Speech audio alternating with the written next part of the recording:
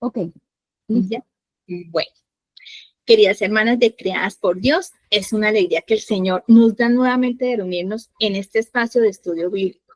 Le damos gracias a Dios porque es por su gracia que nos tiene reunidas y ha querido que utilicemos este espacio, ¿verdad?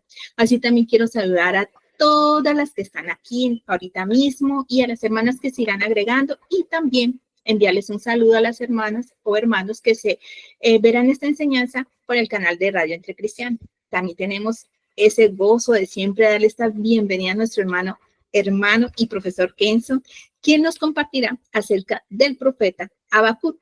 Pero entonces dejemos este tiempo en manos de nuestro buen Señor y Salvador, el que nos libertó, así hablando de esa independencia, Él también nos libertó de esa condenación que teníamos de pecado y muerte, gracias a Dios, gracias a Él.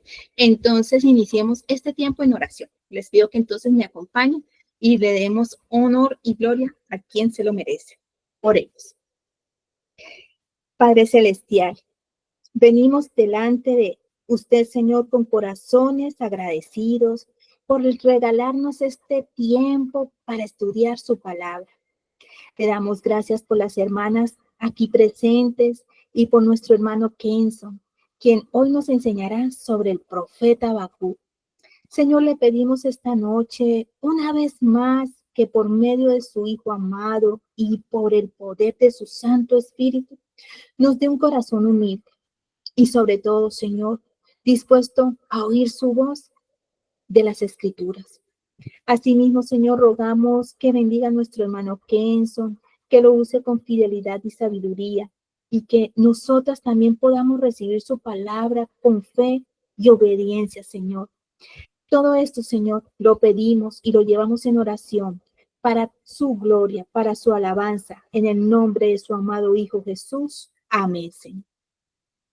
Bien, mis hermanas, y así con ese corazón dispuesto, vamos a darle la bienvenida a nuestro hermano profesor Kenzo con este precioso tema de profeta Habacuc. Entonces, hermano Kenzo, este tiempo es todo suyo. Muy bien, hermanas. Dios les bendiga a todos, especialmente a las que han apartado este momento y también a aquellos que van a llegar en diferido a esta transmisión. Gracias por estar acá. Es un honor y como le decía antes de entrar a la transmisión, es un privilegio siempre poder compartir con ustedes sabiendo que únicamente es por la gran misericordia de Dios. Realmente Dios ha sido bueno con nosotros, Él ha sido fiel y nos ha sostenido. Así que reciban un saludo desde acá, desde El Salvador, desde la zona oriental de este país, zona cálida, pero con mucha hambre de la palabra y con mucha necesidad también de la predicación de las Escrituras. Hermanos, hermanas, hoy vamos a juntos a dar un recorrido por el libro de Habacuc. Realmente este libro es uno de los más cortos de los que llamamos profetas menores. Nosotros tenemos esta dicha de tener 12 profetas menores y hoy vamos a meditar, ¿no? O recorrer así a grandes rasgos lo que Habacuc nos puede enseñar. Ya hemos orado al Señor, ya nos hemos encomendado a Él y confiamos que Él va a responder la petición que le hemos hecho en el nombre de Jesús. Así que bien, 3 capítulos conforman el libro de Habacuc. Increíblemente, 3 capítulos nos muestran o nos traen a nosotros tanta riqueza teológica que podemos aplicar a nuestra vida. Usualmente cuando pensamos en el Antiguo Testamento y en los libros proféticos, llegamos a pensar que son libros muy ajenos o los utilizamos en un sentido moral, es decir, que tratamos de sacar principios moralistas para nuestra vida cotidiana. Sin embargo, al hacer esto, ya sea la omisión de los libros del Antiguo Testamento o la moralización de su contenido, estamos perdiendo de vista lo que Dios ha querido revelar a través de su santa palabra, y esto incluye los libros del Antiguo Testamento. Así que con ese marco referencial, vamos a disponernos hoy a entrar en este recorrido que promete al final a nosotros dejarnos lecciones muy importantes que a lo mejor en nuestro interior, en nuestra mente, en nuestro corazón ya las sabemos, pero qué bueno es que la palabra siempre viene a martillar viene a encender nuestras mentes para poder comprender la palabra. Bien, no sé, solo me confirman, hermanos, si estamos viendo la pantalla, solamente me confirman. Sí, profe, sí se ve bien. Ok, muchas gracias. Bien, entonces vamos a ver generalidades. Siempre que estudiamos un libro de la Biblia, es muy importante tener un marco o unas ideas de qué aborda este libro como tal. Quiero decirles que algo muy interesante que encontré es que según las estadísticas de personas que se dedican a estudiar la Biblia, el libro de Habacuc, oigan bien, se puede leer en 10 minutos. 10 minutos de nuestra vida podríamos invertir en leer el libro de Habacuc. Ahora bien, ¿cuántas veces hemos leído este libro? Posiblemente un par de veces o posiblemente un texto en particular que vamos a ver por acá más adelante. Pero veamos entonces los datos generales sobre este libro. El autor evidentemente es el profeta Habacuc. El libro se llama tal cual, Habacuc, y su nombre significa abrazar o el que abraza. Ahora, es bien interesante este juego de palabras. Si bien es cierto que el nombre es Habacuc, cuando nosotros leemos todo el libro, nos damos cuenta que el nombre corresponde a la personalidad de este profeta.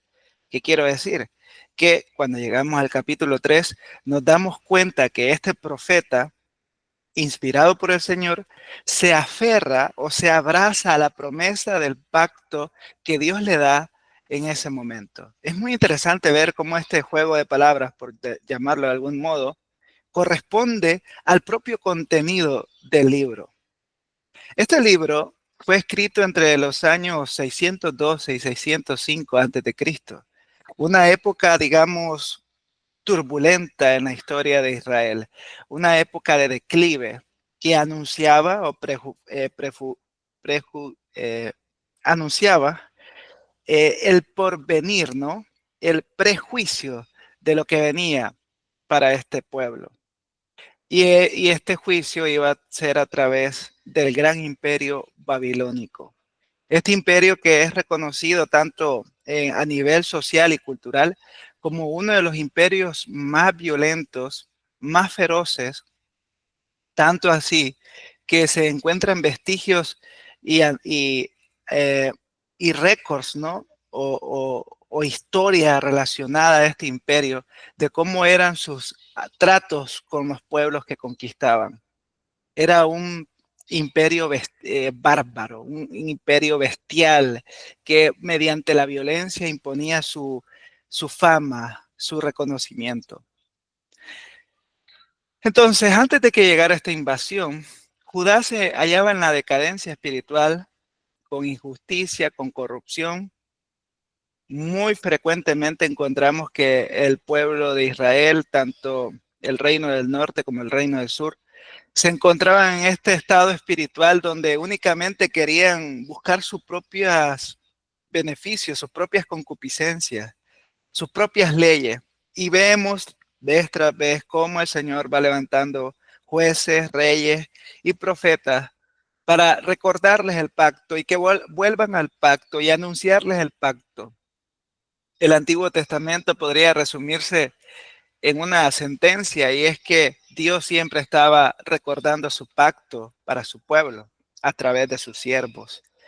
Pero dadas las circunstancias que se encontraba Judá, Babilonia surge como un instrumento divino y esto es lo más chocante del libro y no solo del libro, sino para el propio autor, como lo veremos más adelante, resulta chocante. ¿Qué es esto? Que una nación impía se vuelva un instrumento divino. Usualmente creemos que los tratos que Dios debería dar deben corresponder a su naturaleza, es decir, si Dios es santo, esperaríamos que las cosas que Él permitiera sean plenamente santas o instrumentos que no nos causen incomodidad o molestia alguna. Pero tal como la vida nuestra lo evidencia y tal como la Biblia nos da testimonio también, Dios se sirve de instrumentos más allá de nuestra concepción.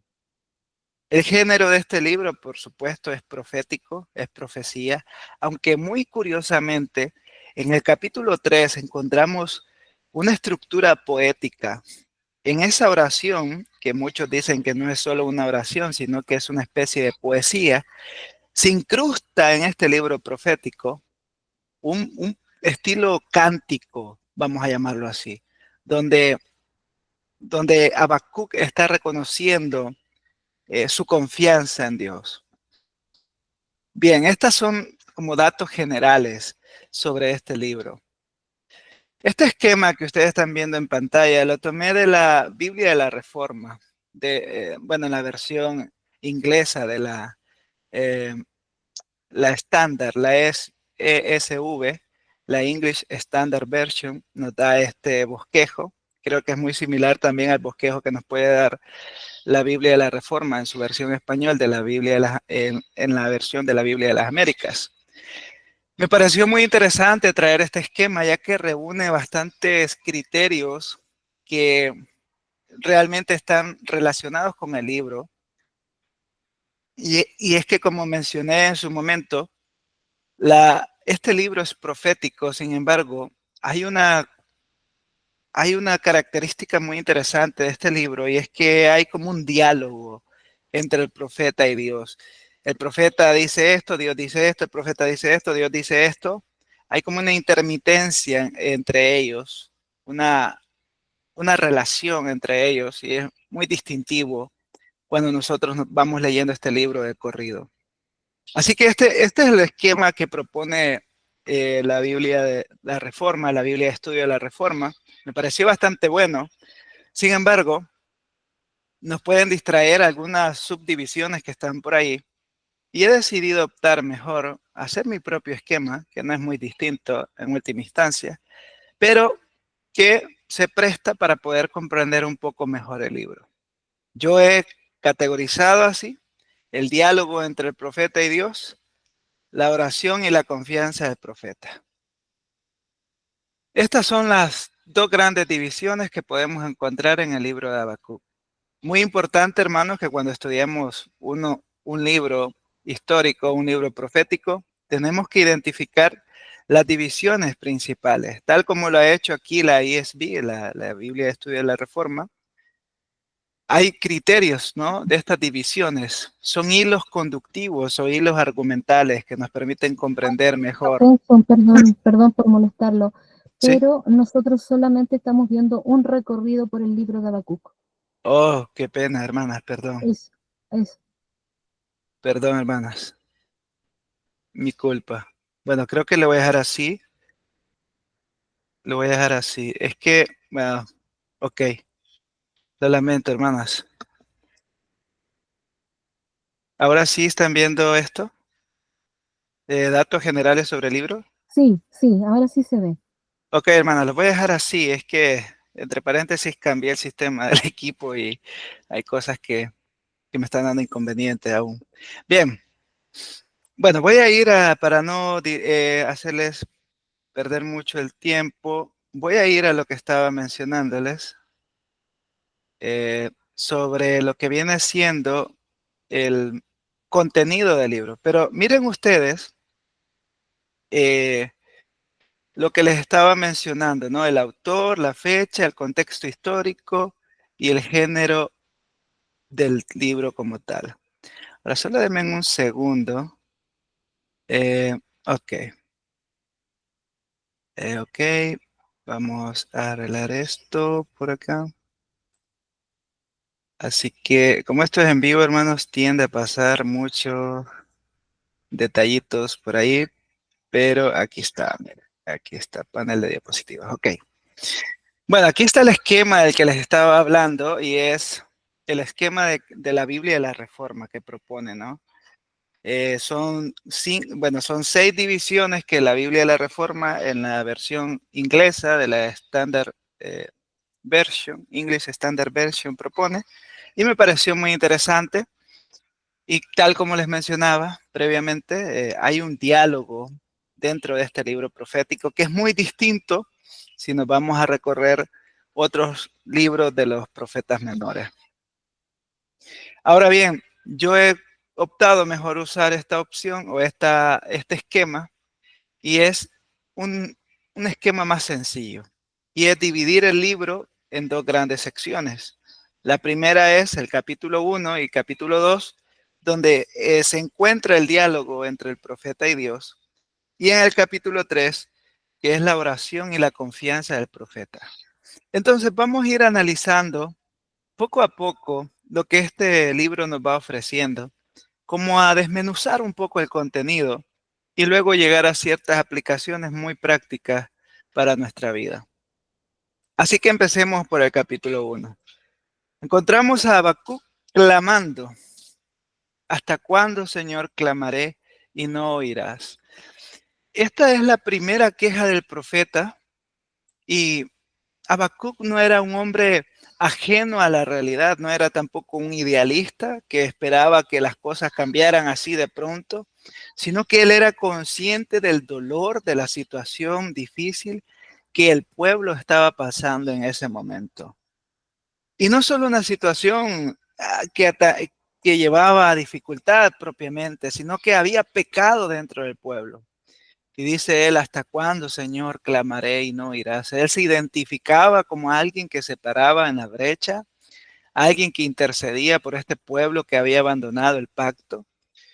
Y hace denuncia delante de Dios de la violencia y la corrupción existente en Judá. Muy similar a lo que los profetas tuvieron que enfrentar también como los profetas mayores, en el caso de Isaías, que había siempre este factor de la desobediencia, de la infidelidad, de la dura cerviz del pueblo delante de Dios. Pero el libro de Habacuc no calla esta faceta y es que parece que no hay respuesta.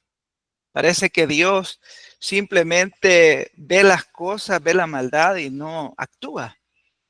Como que si Dios se ha distanciado de las personas, del pueblo y del propio Habacuc. Y creo que eso nos identifica en algunos momentos de nuestra vida, que cuando las cosas van bastante mal, oramos como Habacuc diciéndole, Señor, ¿hasta cuándo? ¿No vas a escucharme? ¿No me vas a ayudar? ¿Te has olvidado de mí? ¿Ya no me amas? Y empezamos a formular preguntas, empezamos a formular quejas delante de Dios. Y no hay una respuesta. Hay silencio. Hay aparente indiferencia. Hay distanciamiento. Y esa es una experiencia bastante dura la que el profeta estaba pasando y que nosotros de algún modo también hemos experimentado.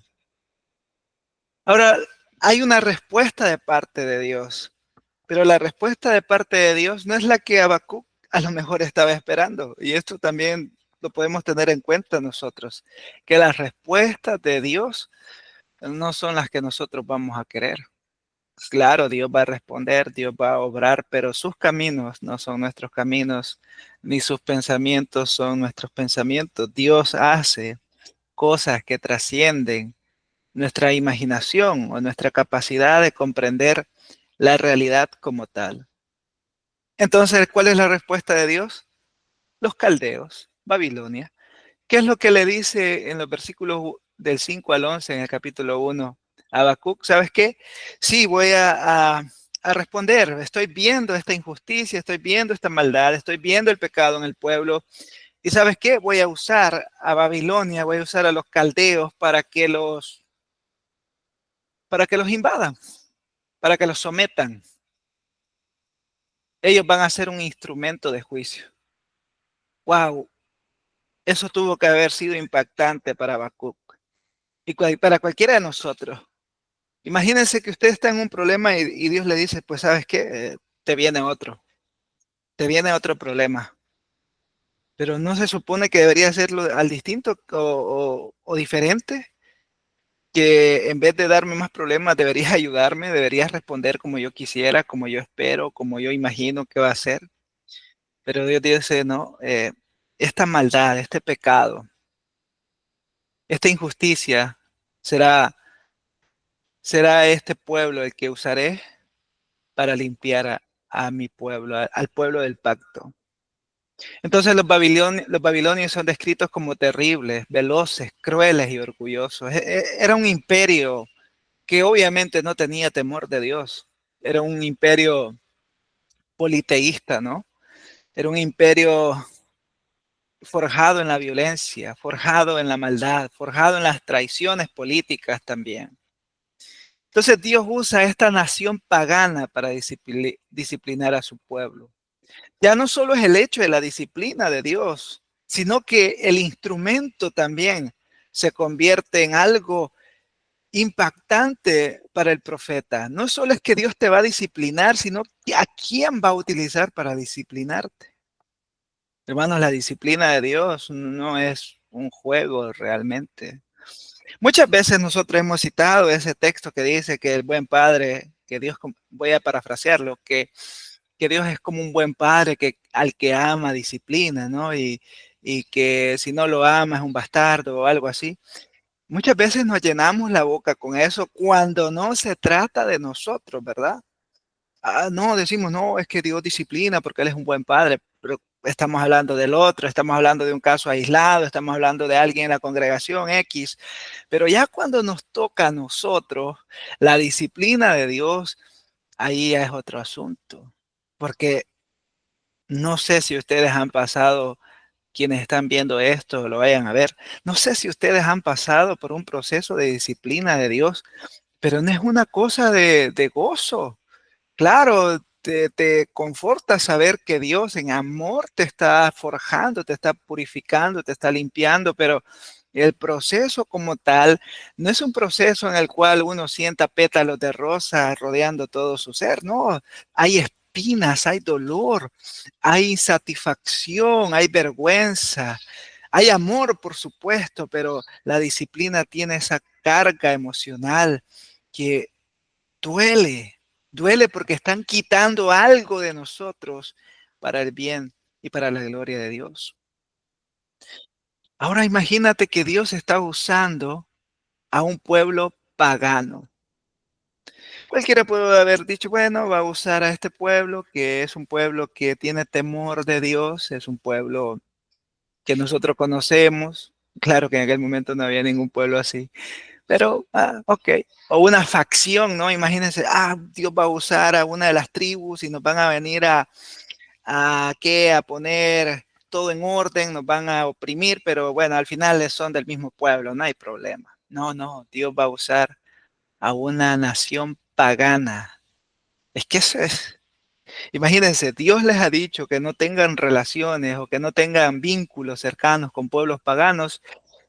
Y Dios dice, ¿saben qué? Voy a usar a una nación pagana para disciplinarlos. Increíble. O sea, si nos ponemos en el contexto del profeta, esto es una bomba. Esto es algo que no vio venir, que no pudo imaginar y que, aunque no lo imaginase o no lo vea venir, era una realidad que ya se iba a acercar a su vida y al pueblo. Quiero citar brevemente a este New American Commentary, es uno de los comentarios bastante buenos. También creo que está la versión en español. Es un compendio que incluye el libro de Miqueas, Nahum, Habacuc y Sofonías. Dice aquí los autores, los editores, comentando sobre el versículo 5, Dios le dijo a Habacuc que quedará asombrado y atónito. Dios haría una obra en vuestros días, es decir, pronto o en la vida del profeta, que dejaría estupefactos a él y a todos los que presenciaran los acontecimientos desde la perspectiva de la nación de Judá. La frase estoy a punto de hacer algo puede traducirse más literalmente como una obra se está haciendo o haciendo una obra, añadiendo, como lo hace la NBI, a Dios como sujeto. El verbo está en participio, lo que puede referirse a una actividad presente y continua o al futuro inmediato. El punto, y esto es lo que me llamó la atención a mí, el punto es que Dios ya está obrando. Habacuc y sus oyentes quedarían sorprendidos por la respuesta del Señor. ¿Quién podría esperar que el Señor usara un instrumento tan malvado para juzgar a una nación más justa que ellos? Miren ustedes, eso me pareció muy, muy interesante. Dios ya estaba obrando, o sea, Habacuc, por supuesto, está orando, está clamando, pero Dios ya estaba trabajando en eso. Ya el propósito eterno de Dios sigue en marcha. Es que nadie va a detener el propósito eterno de Dios. Eso es un hecho.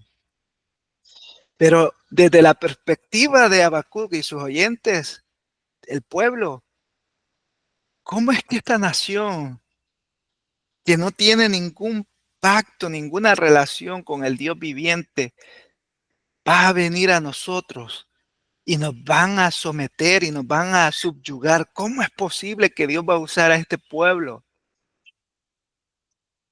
¿Cómo Dios va a hacer esto?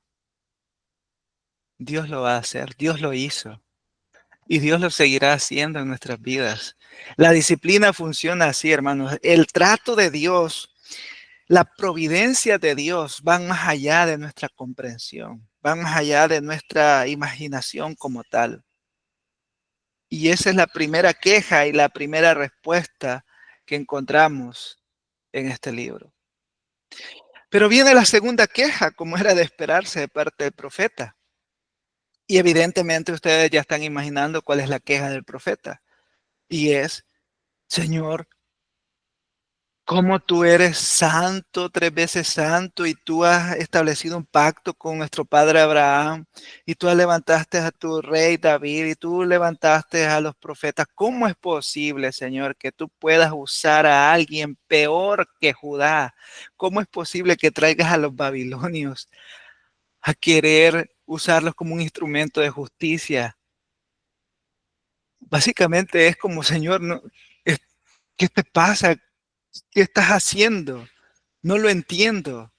Era una queja evidentemente natural, porque Habacuc y los pueblos sabían quiénes eran los babilonios, quién era el imperio, quiénes eran estos hombres, este imperio. Incluso Habacuc compara a Babilonia con pescadores que arrasan todo sin piedad. Es que era un imperio bárbaro. Era un imperio que promovía la muerte, ¿no? Estos no iban por querer conquistar, ¿no? Ellos sometían realmente, muy similar al imperio romano en su tiempo, ¿no? Ustedes saben, lo hemos escuchado, de que el imperio romano, los emperadores romanos eran hombres, sangre fría, hombres que cuanto más barbárico eran los hechos, era mejor, porque así decían el imperio romano. La Pax Romana del cual tanto hablaban los emperadores era el resultado de la violencia, era el resultado del subyugar, era el resultado de la traición, de la política baja. La Pax Romana no era más otra cosa que eh, una hija directa de la violencia romana. Entonces Habacuc dice, estos arrasarán con nosotros.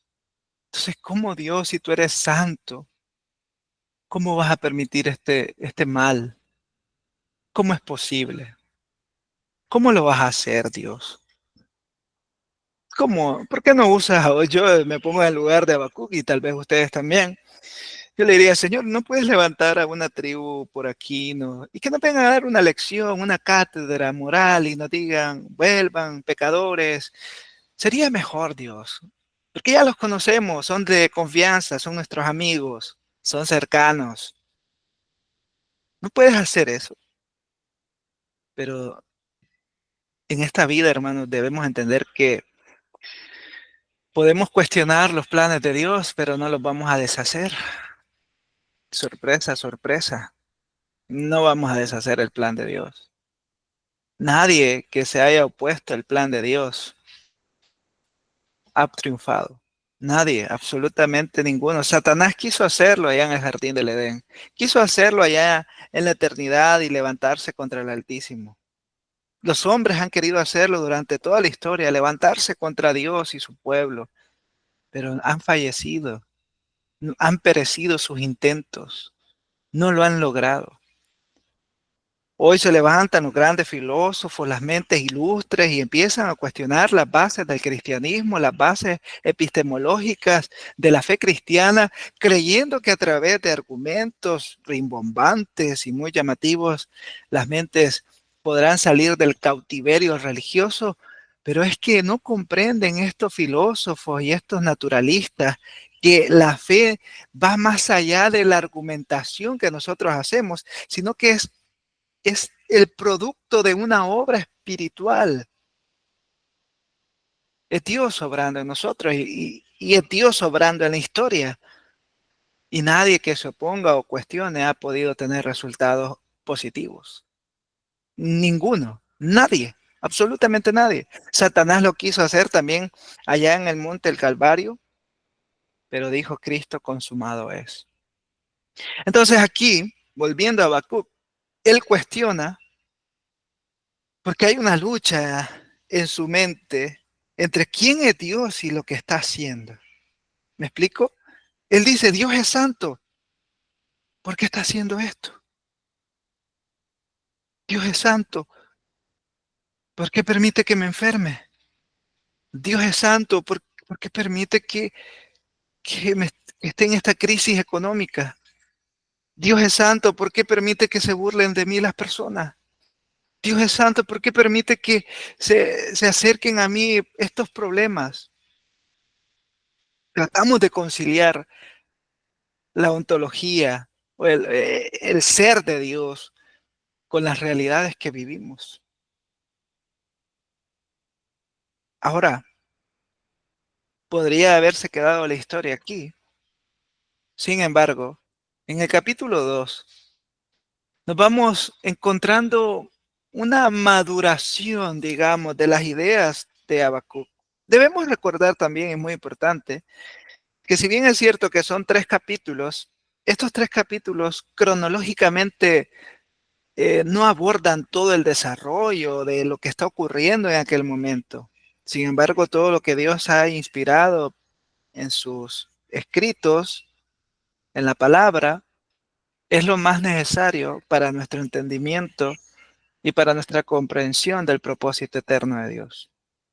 Así que, si bien es cierto, Habacuc tiene esta disonancia, estos cuestionamientos, estas quejas, en el capítulo 2 encontramos que Habacuc se coloca en otra actitud, y esa actitud es de expectación, de esperar qué va a hacer Dios.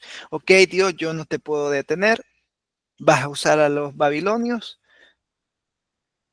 ok. Y si esto es para purificarnos, para limpiarnos, para transformarnos, vamos a esperar. Voy a esperar. Entonces Dios promete que la visión se cumplirá a su tiempo.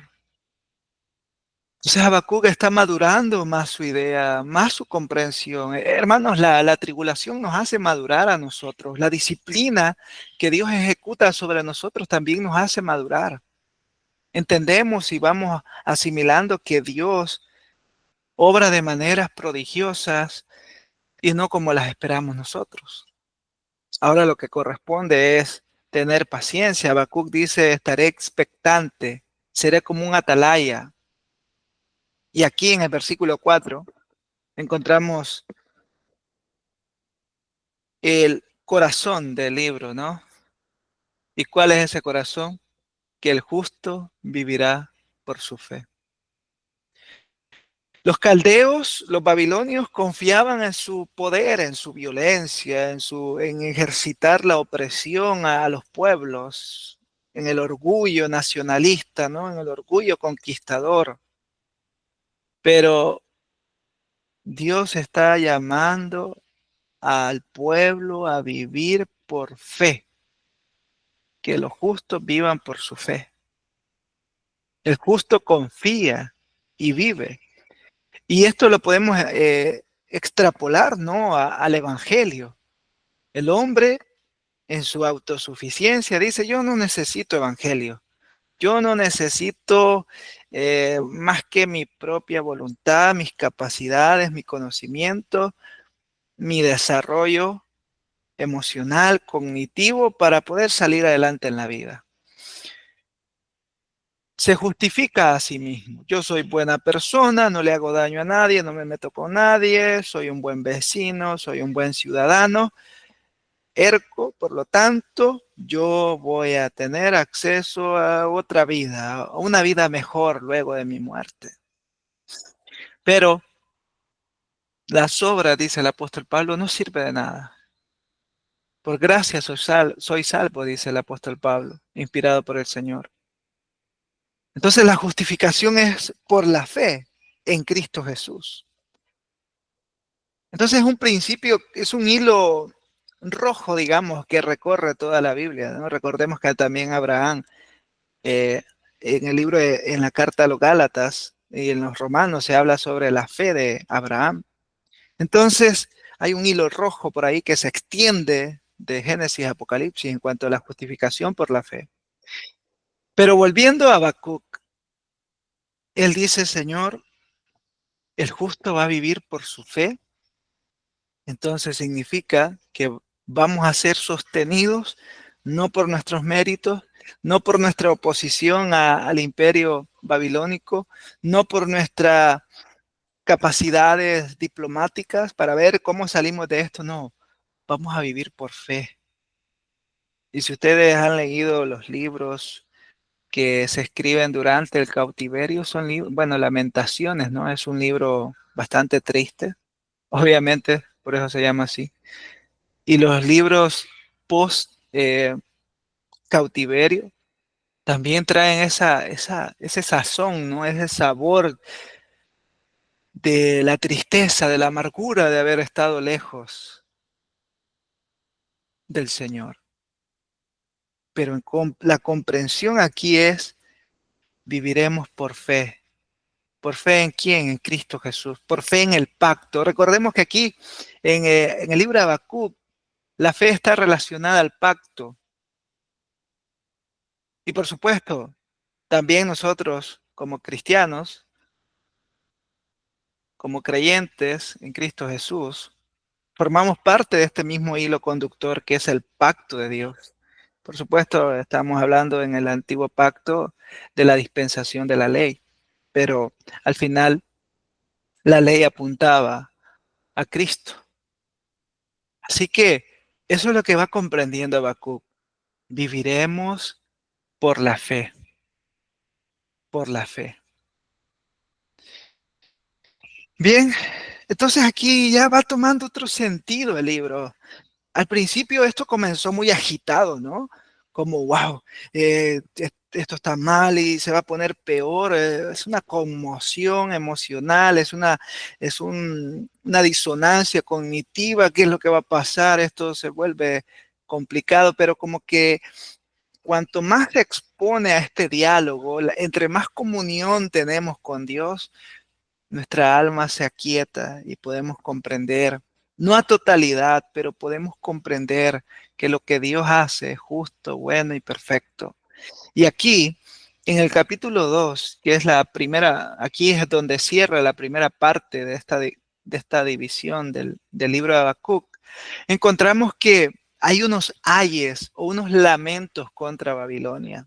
Es cierto, va a ser el instrumento que Dios va a utilizar para aplicar la disciplina al pueblo, pero aún más cierto o igual de cierto y más real y más presente es que este pueblo, Babilonia, es un pueblo que vive en miseria espiritual. Y aquí en los 5 ayes contra Babilonia encontramos que este imperio acumula con violencia y será su ruina. Era un imperio con ganancias injustas y explotación.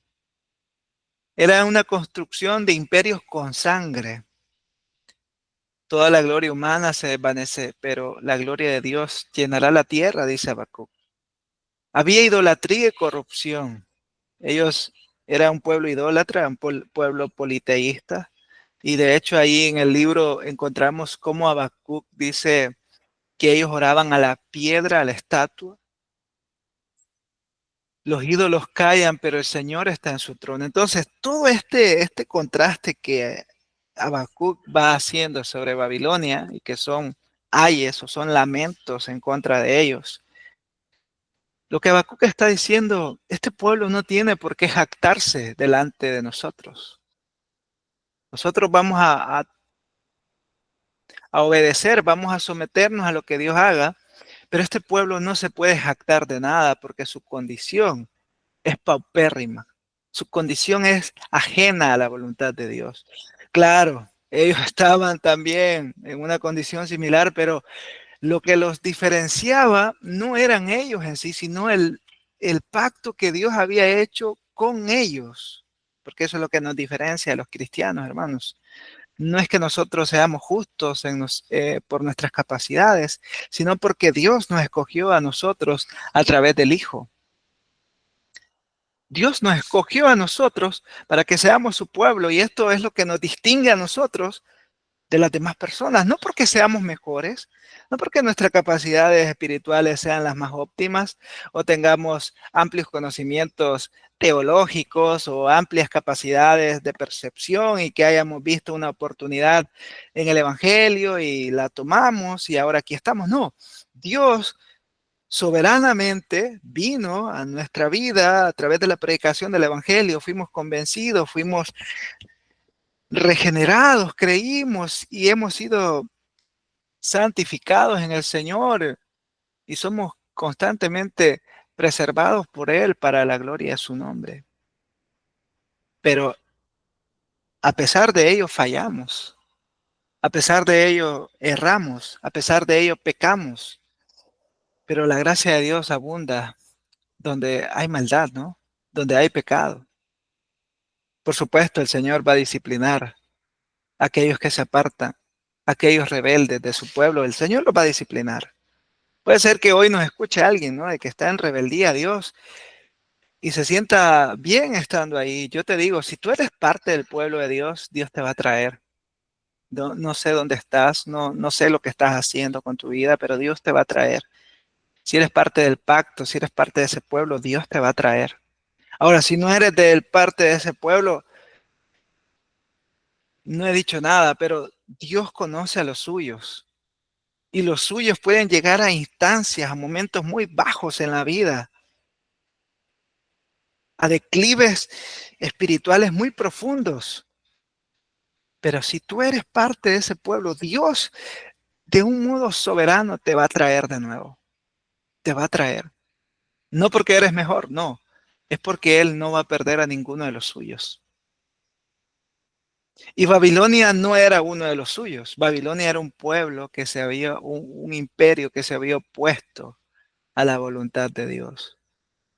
Buscaba su satisfacción propia, buscaba la adoración falsa, buscaba el sentirse poderoso a costa del sufrimiento. Bien, entonces, hemos visto que en el capítulo 1, Habacuc se queja, Dios responde, y en el capítulo 2 hay como un contraste, una maduración de parte de Habacuc en la comprensión de lo que Dios está a punto de ejecutar o que está haciendo para disciplinar al pueblo. Ahora, en el capítulo 3 encontramos ya algo más reflexivo de parte de Habacuc. Es como que le cayó el 20, como dicen los mexicanos, ¿no? Como que lo entendió, de algún modo lo entendió, a lo mejor no completamente, pero ahora es otro Habacuc.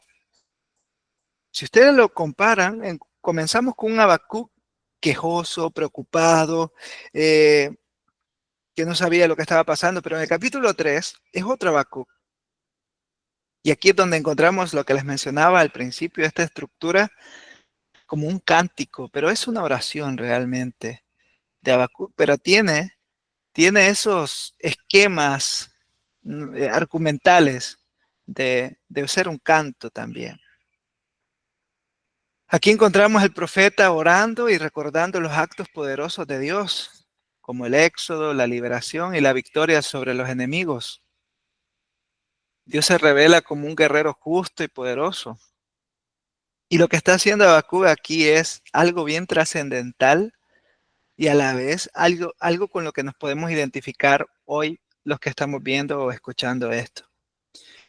Hermanos, cuando las cosas van difíciles, ¿no les ha pasado a ustedes que algo de lo que hacemos o acostumbramos a hacer es pensar en lo que Dios hizo en el pasado? A mí me pasa, Señor, pero si tú sanaste a este familiar, si tú nos ayudaste en este momento, y empezamos a hacer como un recorrido, ¿no? Como un flashback de todo lo que Dios hizo y lo adoramos y lo exaltamos por su fidelidad, por su bondad. Y ese recordar, ese ir hacia atrás nos hace decir, pero si Dios lo hizo, también puede hacerlo esta vez. Claro, en aquel momento tampoco lo entendimos, por qué estábamos pasando eso, porque de pronto un familiar tiene una enfermedad complicada, porque un familiar murió, porque de pronto el negocio que teníamos quebró, porque de pronto esa viveza espiritual decayó, pasó, pero Dios también en ese momento nos restauró. Y si hoy estamos así, Dios también puede hacer algo con nosotros. Y Habacuc, en ese canto, en esa oración, empieza a pensar en todas las obras maravillosas que nos relatan los libros del Antiguo Testamento. Recuerden que todo hombre y toda mujer conocía los hechos, los hechos poderosos de Dios ocurridos en el tiempo de Moisés. Es parte de la Torá, es parte del Pentateuco. Eso es como saber la historia nacional, ¿no? Los hechos más relevantes de nuestra historia nacional. Así era para el pueblo de Israel los actos poderosos de Dios en la Torá, en el Pentateuco. ¡Wow! Lo que Dios hizo sacando a nuestro pueblo de la mano de los egipcios. Entonces Habacuc estaba meditando y reflexionando en lo que Dios estaba haciendo en aquel momento y cómo él podía hacer algo en esta vez, a pesar de que iba a ser un trago bastante amargo, una situación bastante compleja de asimilar. Pero si Dios lo hizo allá con los egipcios, ¿por qué no lo va a poder hacer con los babilonios? Si Dios lo hizo allá con una enfermedad complicada, ¿por qué no lo va a poder hacer hoy otra vez? Ese es un contraste muy interesante. Y luego, Habacuc finaliza con algo bien profundo y que hemos citado también muchas veces nosotros, aparte del versículo de la justificación de la justicia por la fe. Este es otro de los pasajes que llegamos a citar mucho de Habacuc. Dice Habacuc en este canto que aunque falte el fruto, el ganado, el alimento, el profeta se gozará en el Señor. Habacuc descubre que la fortaleza no depende de lo material, sino de Dios. Concluye entonces este libro con alabanza y confianza plena. Es otro Habacuc. Es otro Habacuc. Él dice, ok, esto va a estar complicado. Esta desolación que vamos a padecer no es una cosa fácil, pero ¿saben qué? Yo me gozaré en el Señor. Yo me voy a gozar en el Señor. Aunque ya no haya fruto, aunque no haya ganado, aunque no haya alimento, yo me voy a gozar en el Señor.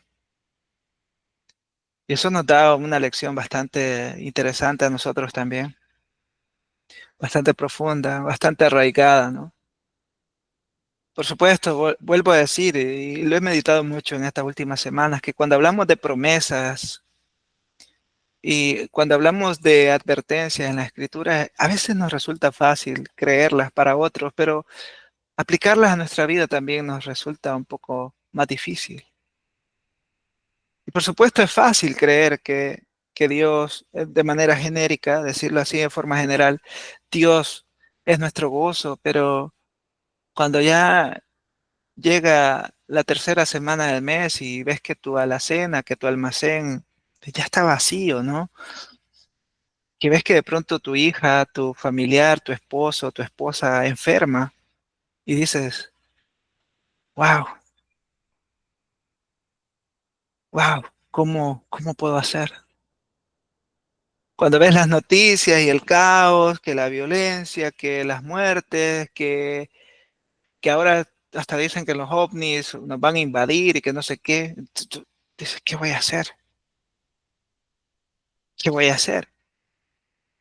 Y es aquí donde este principio se vuelve muy fácil de citar, pero también es un desafío vivirlo y es ahí donde necesitamos la operación del Espíritu Santo en nosotros.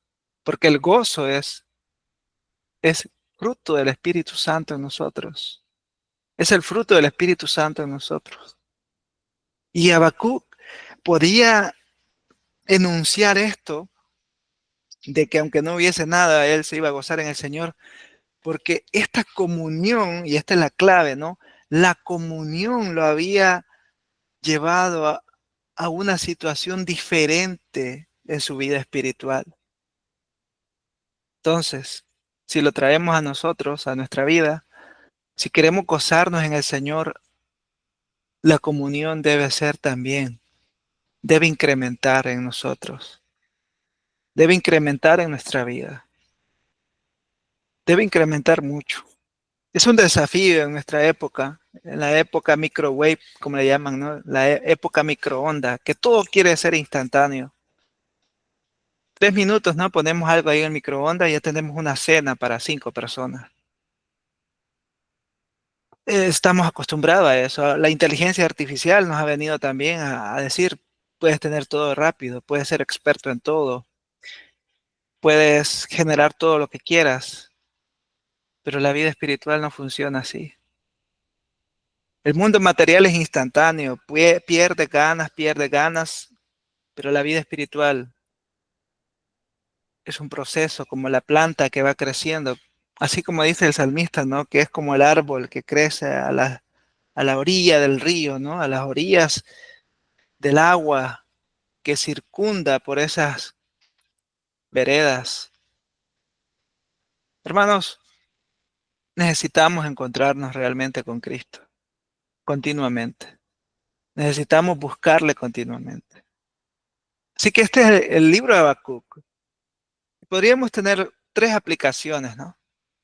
Primero, llevar nuestras dudas y quejas a Dios en oración. Por muchos años yo creía que no me podía quejar delante de Dios. No sé ustedes. Por muchos años yo tenía este concepto de que quejarse con Dios era una cosa no muy espiritual, que yo delante de Dios tenía que llegar como Padre Santo, te exalto, todo está bien, no siento nada, soy de hierro. No, tenía esa comprensión bastante caricaturesca, ¿no? Pero luego fui entendiendo, cuanto más leía la Biblia, de que los hombres de Dios se quejaban. Y no se quejaban por quejarse, ¿no? Sino que iban delante de Dios y exponían sus casos. Por eso tenemos los salmos de lamento también, ¿no? Exponían sus casos delante de Dios y se quejaban. Decían, Señor, ya no aguanto. ¿Hasta cuándo? ¿Por qué? ¿Cómo? Se quejaban. ¿Pero por qué se quejaban delante de Dios? Porque confiaban que el Dios del pacto podía ayudarlos, podía resolver, podía fortalecerlos, podía consolarlos, podía liberarlos. Por eso es que se quejaban delante de Dios. No como un acto de liberación personal, no, no. Un ejercicio de mejora continua, no. Era era parte de esa comunión. Así que, hermanos, si usted tiene quejas o dudas, vaya en oración a Dios. A veces nos vamos con los amigos de confianza, que por cierto la coinonía es muy importante, la hermandad, practicar los vínculos, la oración unos a otros, quejarnos unos con otros, ayuda de cierta forma, pero mayormente nos va a ayudar llevar todas nuestras cargas delante de Dios y decirle, Señor, esto es lo que siento y esto es lo que estoy pasando. Quéjese, derrame su oración como un salmo de lamento. Y si es más largo que el Salmo 119, no hay problema. Usted traiga delante de Dios, traigamos delante de Dios todo lo que sentimos. Que el Señor no se cansa, el Señor no se adormece, porque somos su pueblo a través del Hijo. Increíble. Segundo, vivir por fe, no por lo que vemos.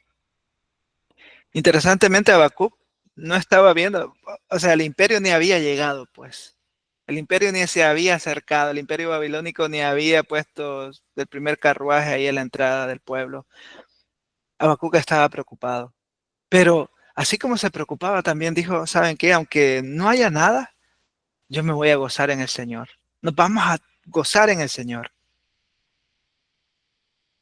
Él aprendió a gozarse en Dios, aunque faltara todo, por la fe en Dios, por la fe en el pacto, por la fe en el Dios del pacto. Él se gozaba. Y esto nos trae luz también a nosotros de que debemos aprender a gozarnos. Por supuesto, el gozo no es jocosidad, ¿no? Confundimos a veces muchas cosas con otras.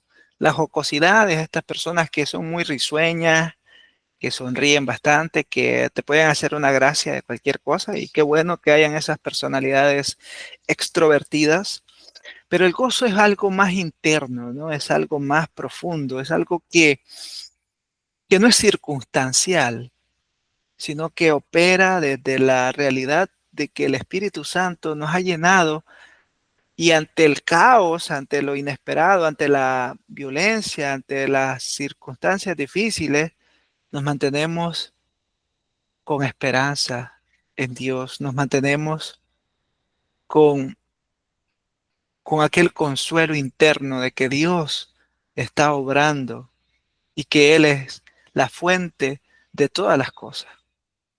Así que hermanos, hermanas, realmente Habacuc es un libro que nos puede ofrecer mucho. Y yo solo les he querido compartir lo que estas semanas he estado meditando un poco, reflexionando un poco. Y espero que haya sido de edificación para sus vidas, espero que haya sido de bendición para ustedes. Y que Dios nos ayude a encontrarnos continuamente con el Hijo.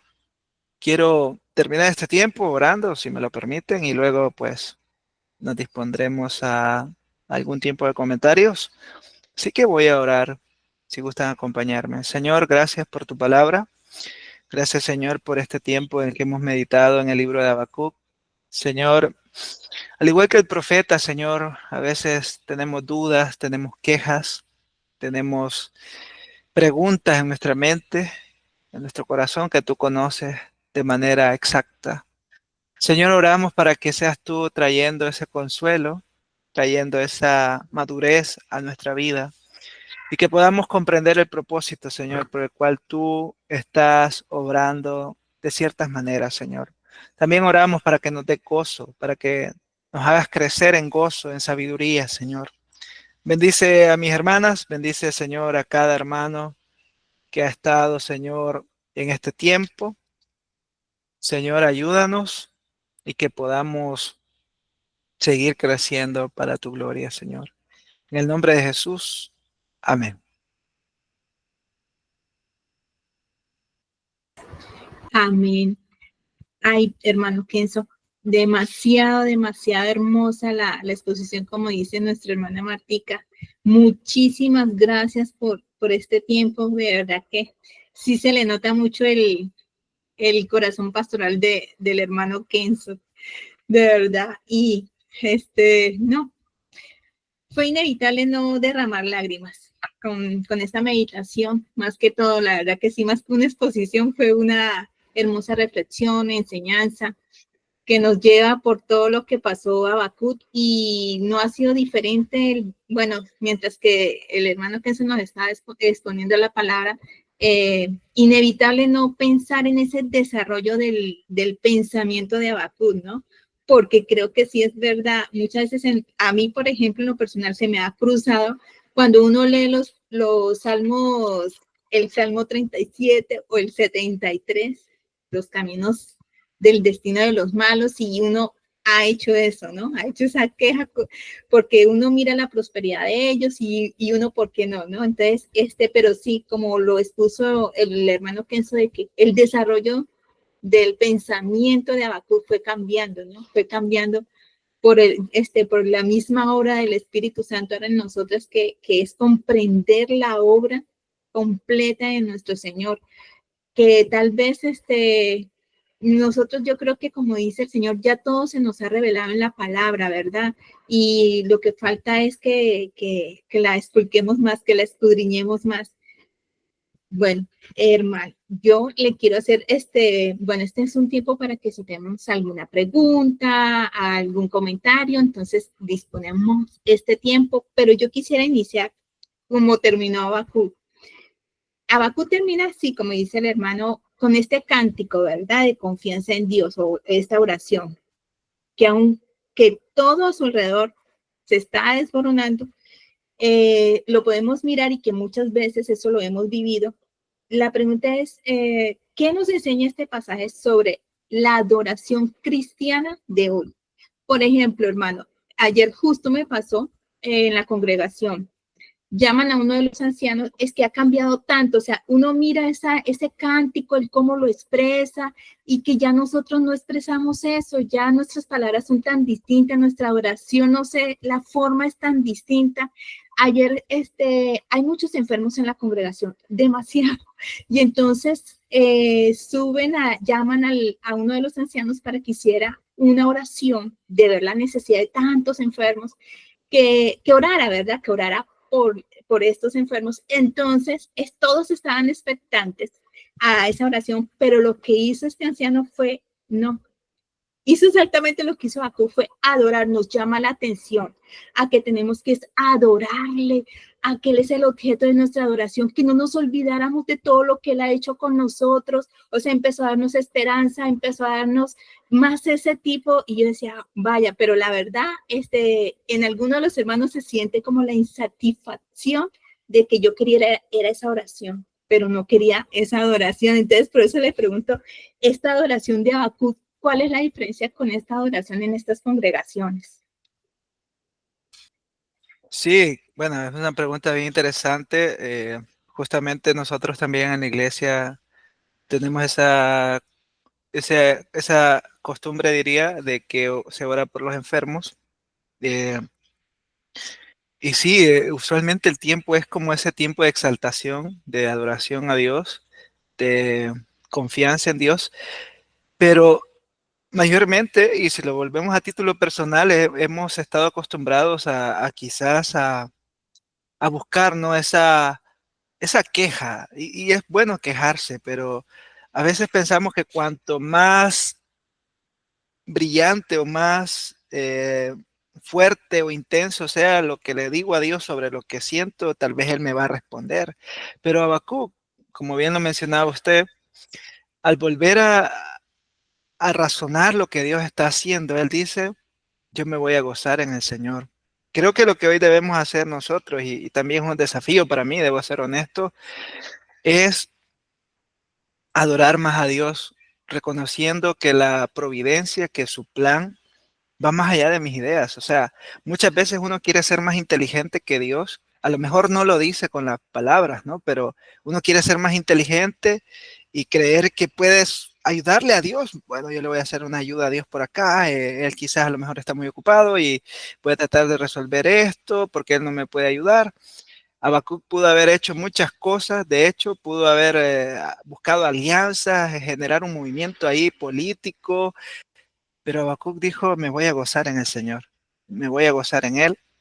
Creo que debemos adorar más, eso es muy importante, debemos adorar, debemos creer al Dios de lo imposible, al Dios que no ha cambiado. Dios, es cierto, tenemos cierto recelo, ¿no? Con el tema de los dones. A lo mejor aquí hay algunas de ustedes que son cesacionistas, a lo mejor hay algunas que son abiertas al tema, hay algunas quizás pueden ser pentecostales o carismáticas, pero el tema es que creemos que Dios sigue siendo el mismo Dios del antiguo pacto como del nuevo. Es el mismo Dios y es el mismo Dios que puede obrar y es el mismo Dios que está dirigiendo todo para su propósito, y yo debo adorarlo, ¿no? Y es un buen recordatorio, creo que es un buen recordatorio para todos, adorar a Dios tranquilamente, ¿no? Amén, sí, es un buen recordatorio y hoy es este día. Hermana, si alguien tiene una pregunta, un comentario, alce la manita y... Porque yo tengo más. Yo aprovecho al pastor. Sí, hermano, mire, por ejemplo, bueno, ahora yo decía, bueno, terminó así el profeta Habacuc. Ahora, él empieza, también me llama mucho la atención, es que justo en el grupo de lectura terminamos ayer Habacuc, y entonces eso me hizo mucho reflexionar, donde dice, ¿hasta cuándo, oh Jehová, clamaré y no oirás? O sea, eso me hace ver de que dice hasta cuándo, ¿no? O sea, estuvo mucho tiempo clamando, eso no fue ese día, sino mucho, porque dice hasta cuándo, le hace ver a uno que fue demasiado tiempo. Entonces, como estamos en el mes de la Biblia, estamos mirando el atributo de honestidad. Entonces yo miro que en este versículo, pues no sé si Habacuc fue muy honesto con el Señor o muy honesto con nosotros al decir de que he clamado mucho tiempo, he clamado demasiado, ¿sí? Y por eso le dice así al Señor la queja, ¿verdad? Entonces, ¿qué nos enseña esto acerca de la honestidad en la oración que nosotros hacemos para acercarnos a Dios? Porque es que muchas veces cuando vemos, no pasamos estos momentos de injusticia, digamos, injusticia entre nosotros mismos o de dolor o de sufrimiento.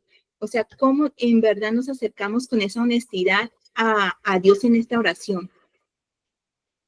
Sí, creo que eso es muy importante. En verdad, cuanto más conscientes somos de nuestra necesidad de Dios, más vamos a acercarnos tal como Habacuc.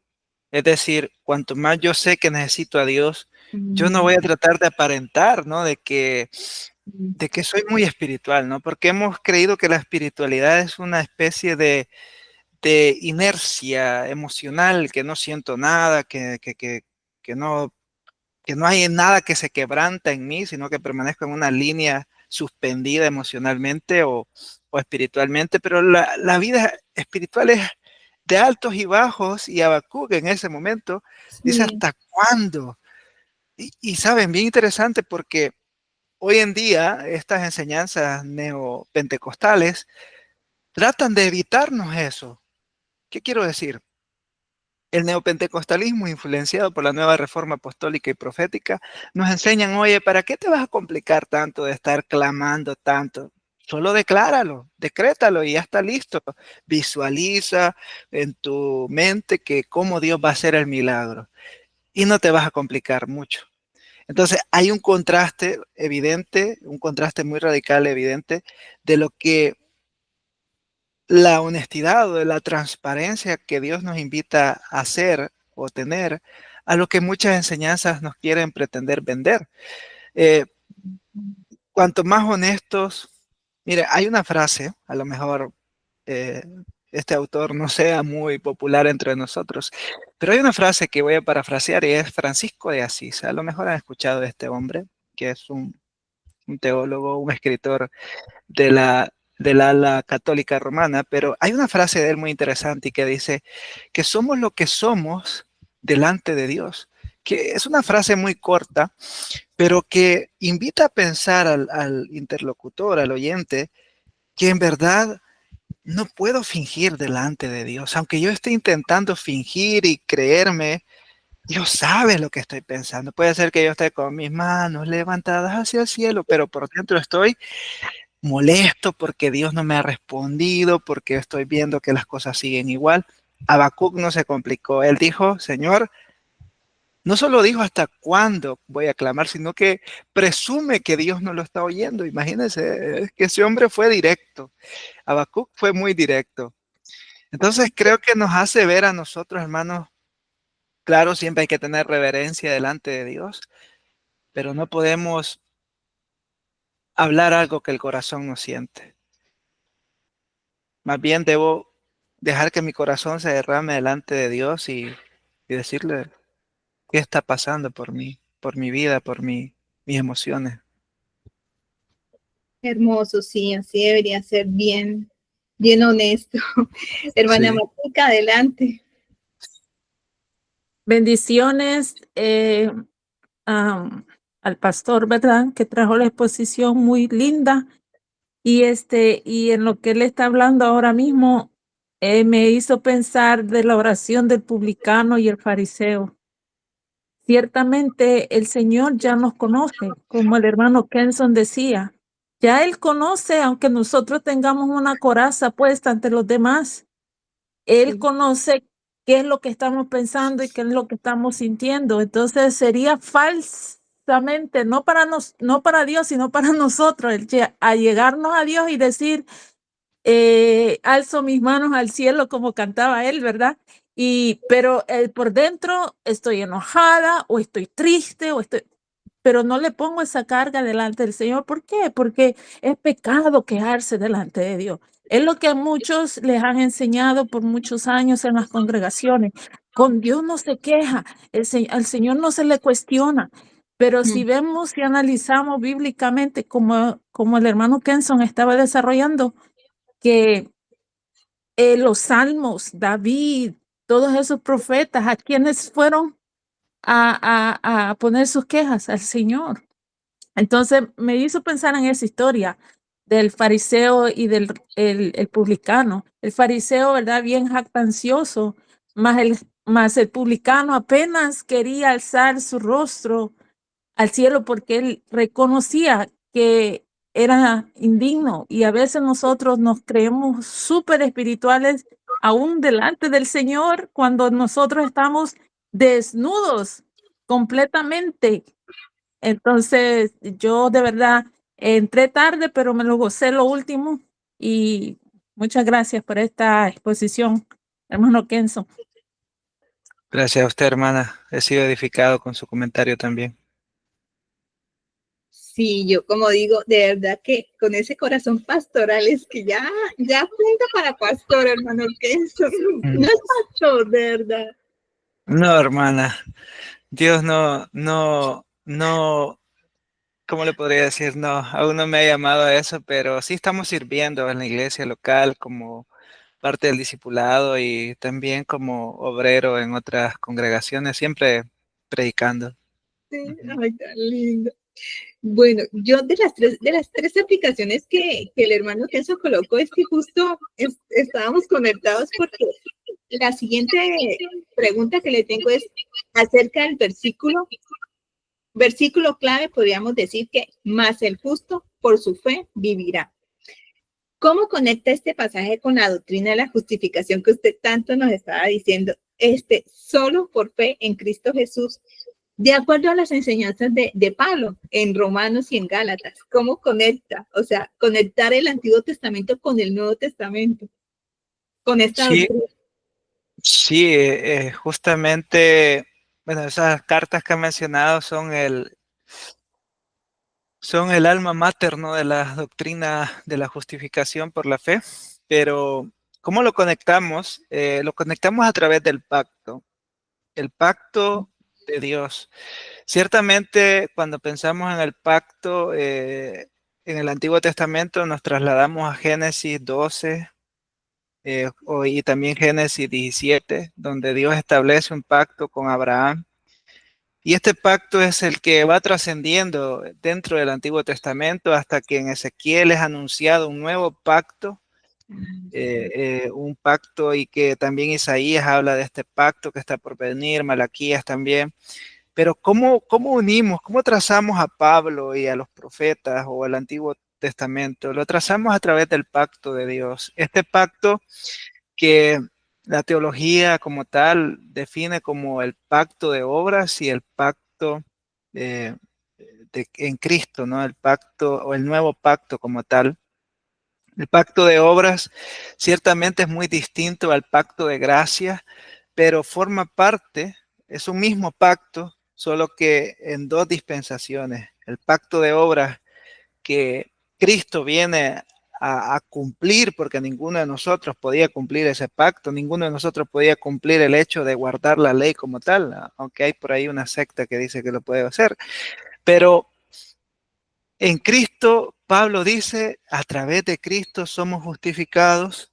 Sí. Y si Cristo cumplió toda la ley, que es el pacto de obras, y si Habacuc hablaba de que el justo vivirá por la fe en el pacto, entonces finalmente Habacuc, por deducción, apuntaba proféticamente, podríamos decir, como Primera de Pedro habla de que los profetas hablaban o anunciaban lo que estaba por venir.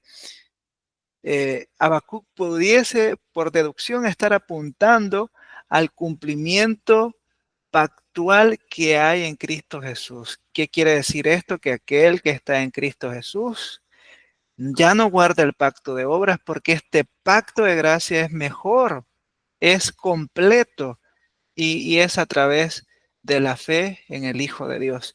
Así que a grandes rasgos así lo vemos, ¿no? Lo que nos une es el pacto. El pacto. Clarísimo, muy interesante. No lo había visto así desarrollado. Sí, el pacto eterno de Dios es un tema bien. Claro, hay diferentes posturas, ¿no? Aún dentro de nosotros, puede ser que aquí haya alguna hermana presbiteriana o bautista particular. Hay posturas, ¿no? Pero en grandes rasgos estamos todos de acuerdo que hay Sí, un pacto eterno de Dios, sí. clarísimo. La verdad que sí. No.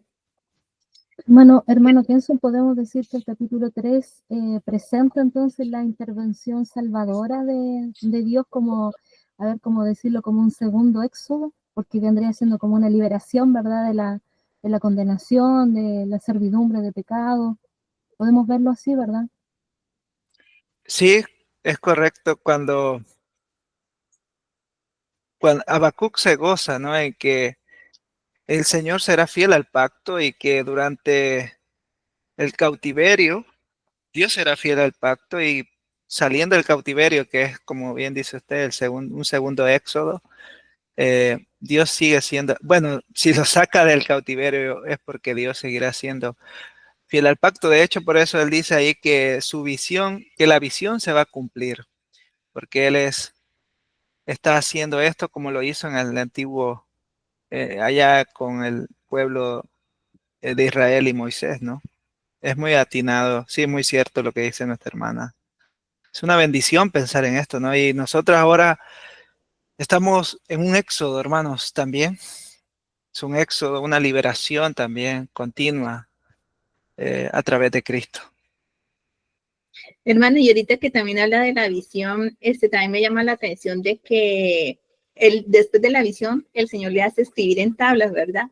Para el pueblo. Y eso, decía algunos teólogos, nos dan a entender también de que su palabra sigue, es para que quede preservada, no se le añada ni se le quite absolutamente nada, ¿no? Tal cual para que se proclame. Es correcto, así es. Dios siempre ha usado estos medios, ¿no? Para que su revelación llegue a nosotros. Es correcto. Sí, Una muy bendición. triste que ahora se quiera cambiar, ¿no? Se quiera Sí. cambiar esa la palabra de nuestro Señor. Sí. Hermanas, ¿alguien más? ¿Alguna pregunta, un aporte? No queden con dudas. Muy hermoso este libro, muy hermoso, que todavía hoy nos sigue hablando el profeta Habacuc. Dios a través del profeta, a través de su palabra. Bueno, yo quería también darle las gracias al hermano Kenzo. Muchas gracias, mi hermano, porque la verdad que lo vemos el libro de una manera como, bueno, como mis hermanas lo han dicho. Usted lo habló de una forma tan pastoral, hermano, que la verdad que como que nuestro corazón solamente tiraba puras lágrimas.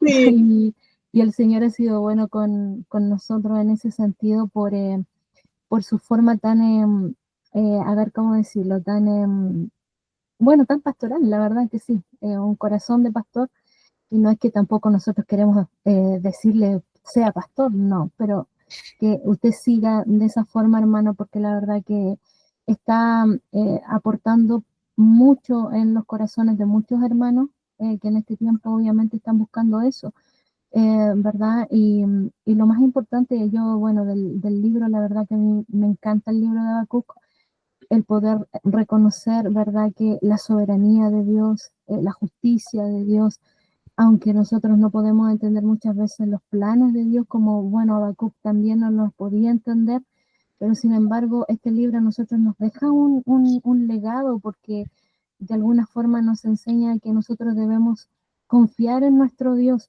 no así como decimos nosotros, a ojos cerrados, no, significa que con entendimiento, ¿verdad? Creyendo que a pesar de las adversidades que nosotros vamos a tener y podemos tener, Él siempre va a estar de nuestro lado para poder ayudarnos en medio de nuestras dificultades, de nuestras circunstancias, ¿verdad?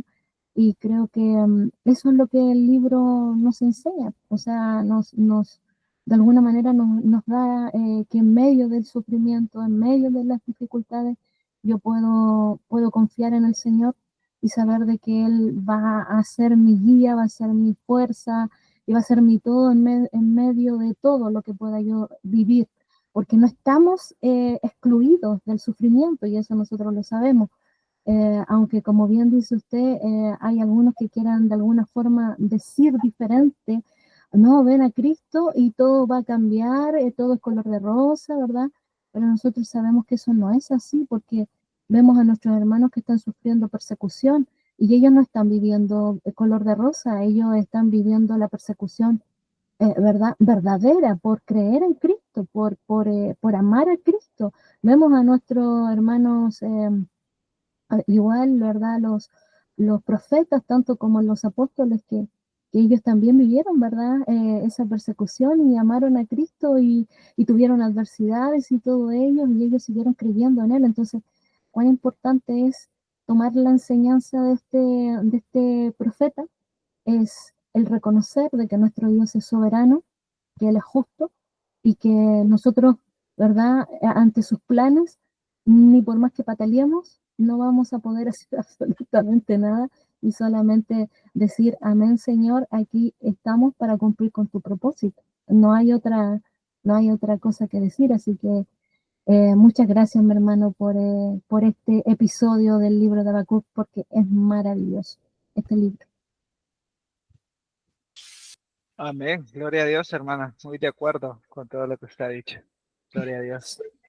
Y también estamos de acuerdo con la hermana Martica, hermano, que eso, dice, tiene el don de la enseñanza y la facilidad de explicar algún tema y nosotros entenderlo tan fácil. Y es verdad, nosotras, en este último tiempo, bueno, a veces lo que hablamos una vez con la hermana Jenny, que a veces el dolor mental o el dolor del corazón, del alma, supera muchas veces el dolor físico. Y eso es lo que a veces nosotras, sobre todo nosotras como mujeres, nos agobia, ¿verdad? Y esta palabra, entender al profeta Habacuc, a veces a mí se me dificulta un poco los profetas, la verdad que sí lo digo, porque uno no lo logra entender todas las palabras, o sea, sí comprenderlo teológicamente, pero el hermano Kenson nos trajo fue como esa palabra refrescante, como lo que fue para el propio Habacuc, ¿verdad? Lo que fue para él, o sea, nos lo está dando a nosotras y por eso, por ejemplo, a mí sí, me dio en el corazón y sí lloré porque, claro, nada más imaginarme y con todo el desarrollo que iba dándolo el hermano Kenson, pues siempre fue bastante, pero fue bastante edificante y de esperanza, hermano, es de consuelo y esperanza este mensaje. Entonces eso le da a uno también, eso es fortaleza para nosotras. Lo digo para mí, yo creo que también para mis hermanas, porque es lo que necesitamos pues en este tiempo. Sí, que ya lo sabemos, pero yo creo que también lo sabía Habacuc, pero es bueno, ¿no? Que no lo digan. Entonces, agradecida, así como dice la hermana Jennifer, con el hermano Kenzo, por el tiempo que nos dedica, por estar siempre dispuesto a enseñarnos, a estar con nosotros en este tiempo que sé que, por ejemplo, hoy es un día de patria y que debería estar con su familia, hoy lo comparte con nosotros y de verdad eternamente agradecida con el Señor. Y por esa palabra de consuelo, por esa palabra de esperanza que nos da a nosotras, que en verdad a Dios no vuelve vacío y a nosotros pues es un bálsamo para nuestras almas. Entonces, yo agradecida de verdad con el hermano Kenzo y ve ahí todas. Amén. Amén. Muchas gracias, hermana. Ha sido un privilegio, de verdad, poder compartir con ustedes, de verdad. Y espero en Dios que sigamos creciendo juntos en el conocimiento. Sí, que siga con nosotras. Amén. Bueno, entonces, si no es más, entonces me gustaría, hermana, Matt, si podríamos despedir al hermano Kenzo con una oración. Amén. Amén. Bien. Bueno, pues fue muy interesante este libro y así como Habacuc, nosotros pasamos por momentos también muy difíciles y si nos preguntamos, le decimos al Señor, ¿hasta cuándo, verdad? Entonces este libro sí nos anima a nosotros pues a soportar más por amor a nuestro Señor y vivir bajo su soberanía. Fue muy, muy interesante. Bueno, oremos. Bendito y buen Padre Celestial, Padre Santo, Dios de Israel, Dios de Habacuc, Señor. Te doy gracias, Señor, por esta enseñanza. Gracias por nuestro hermano Kenson, Señor, que pues nos ha traído, Padre Celestial, por medio de este libro, pues ánimo, con esto podemos aprender, Señor, que tenemos que soportar, tenemos que darte la honra y la gloria, Señor, todo por amor a ti, Señor, así como tú moriste por nosotros, mandaste a tu Hijo a morir en la cruz por nosotros, Señor, pues por amor. Gracias, Padre Santo, gracias por esta enseñanza, gracias por cada una de mis hermanas, Padre Santo, bendíceles, Señor, en el nombre de Cristo Jesús, amén. Amén. Hermano Kenzo, muchísimas gracias nuevamente por estar con nosotros y lo volvemos a esperar. Bendiciones, mi Amén. Un hermano. gusto, hermano. Dios le Que bendiga. descanse, buenas noches. Adiós.